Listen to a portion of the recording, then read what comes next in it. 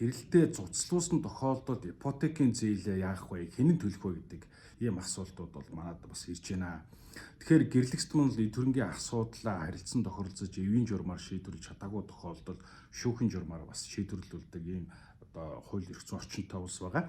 За гэр бүлийн гишүүдийн мань дундын өр одоо төлбөрт гэр бүлийн хэрэгцээнд авсан одоо эд зүйлийн үн хэрлээний зардлаас үүдэлтэйгээр одоо гарч байгаа үүрэг зээл өөр бол бас орж явж идэг. Тэгэхээр уг урах хувийн болон дундын аль нь ч байсан одоо өөрт нь огцсон хэмжээгээр уг үрийг бол одоо хариуцж гэр бүлийн гишүүн маань төлдгөө. Тэгэхээр гэр бүлийн одоо дундын өмчийн буюу одоо хамтран эзэмшиж байгаа орон сууц байртай холбоотой гэрлэгчд маань салж байгаа, гэрэлтээ цуцруулж байгаа тохиолдолд тухайн одоо гэр бүлийн гишүүндэд оногдох хуваар буюу насан турсан гэр бүлийн гишүүдэд оногдох хуваар зээлийн үр төлбөрийг хариуцуулдаг. За тухайлах юм бол насан туршаагүй хүүхэдтэй гэр бүл байх юм бол одоо эцэг их хоёр маань тухайн одоо зээлийн үр төлбөрийг адил тэнцүү хэмжээгээр одоо хариуцсан төлөх ийм одоо шүүхийн практик одоо энэ Монгол улсад хэрэгжиж явж байгаамаа.